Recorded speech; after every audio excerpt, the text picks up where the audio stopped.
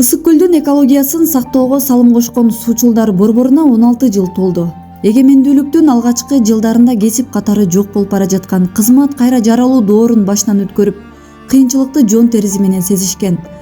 А кезде суудагы техникалык иштерди аткарууга суу шаймандары, кийимдери да жок эле. Мына ушул кызмат Алмабек Айдакеевдин жетекчилигинде 3 суучул менен өз ишин баштаган. Эң биринчи жабдыларыбыз достор, тааныштардын кампасына жаткан экипировканы алып алып, ошо менен сууга түшүп көрүп, көрсөтүп, моундай болот деп. Анын оюбузда жөнүндө мындай жомок сыяктуу айта берген да. Мондай снаряжение бар, интернеттен алып, мондай буйрса ушуга жетебиз деп. Бүгүнкү күндө мондай эски менен үйрөнөлүк деп, бул керек бизге деп. Анан ошентип үйрөнүп баштадык. Нижнеоларчинский водохранилищеде. Анан биринчи балдар сууга кирип чыгып, состояниясы өтө эле кызык болгон, анан мотивация берип эле койгулап, так деп. Бирок башында эле мындай бир ой өзүмө койгонмун. 10 баладан экөө калса победитель болом депчи. Жок, бизде көп эле балдар келген, балдар калды. 2016 жылы международный аккредитация өтүп кетти. Лицензия алганбыз, окутуу 2 кесип менен. Водолаз кесип өзүнчө, суучулдар, анан суу куткаруучу өзүнчө. 2 кесипти биз Кыргызстанда койдук. Бул 2016 жылы муну деген международный признание болду. Генеральная ассамблея Международной организации гражданской обороны деген организациясында ошол аккредитация өтүп, признание. Биздин кыргыз жигиттер бүгүнкү күндө бизден окуп кеткен борбордо азыр Турцияда иштеп атат, Катарда иштеп атат, Кипрде иштеп атат, Европада иштеп атат, Америкада иштеп атат. Биздин сертификаттар. Бул кесиптин ары кооптуулугун эске алып, андагы кызматкерлерди аскерлештирүүнү демилгелеген өзгөчө кырдаалдар министринин орун басары генерал-майор Урматбек Шамырканов жетектеген жылдарын айтып берди. Мен ошо суучулдар кызматына 17-жылы жетекчи болуп бардым. Ага чейин уже суучулдар кызматы уже бутуна туруп калган учур эле да. Но бирок ошол эки техникалык потенциалы аябай начарап алды эле.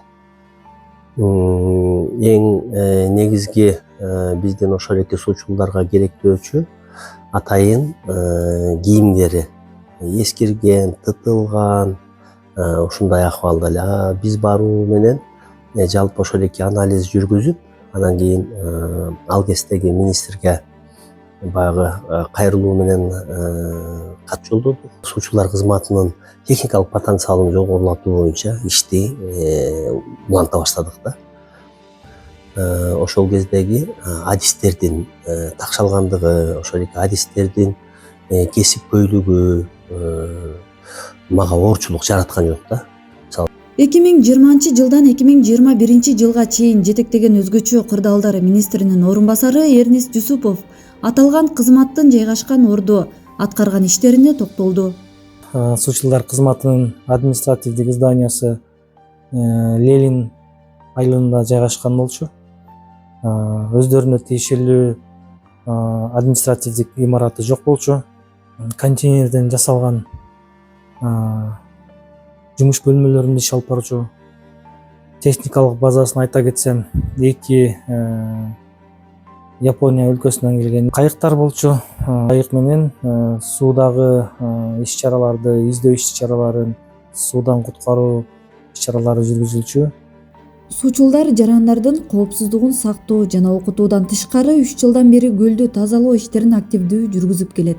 Мына ушул тазалоонун башында турган Сабыржан Аламанов жетектеген бүгүнкү борбордун жетишкендиктерин белгилеп өттү.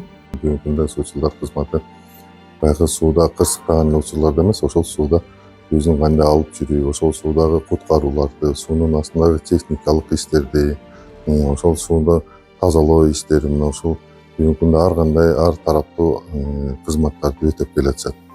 Учурда өзгөчө кырдаалдар министри генерал-лейтенант Бообек Ажикеев суучулдарды өнүктүрүү, заманбап шаймандар менен жабдуу, Унаа көл үстүндө жүрүүчү моторлуу кайыктар, куткаруу шаймандары, кийимдер менен камсыздап жаңы имараттуу кылды.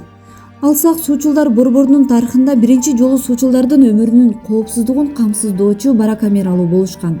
Мындан сырткары жакын аралыкта суучулдардын дагы техникалык базасы чыңдалуу алдында турат. Жетекчиликтин колдоосу менен кыска аралыкта ÖKM'дин суучулдар борбору кеңейип, дүйнөлүк аренага кеңири кулачын жайды.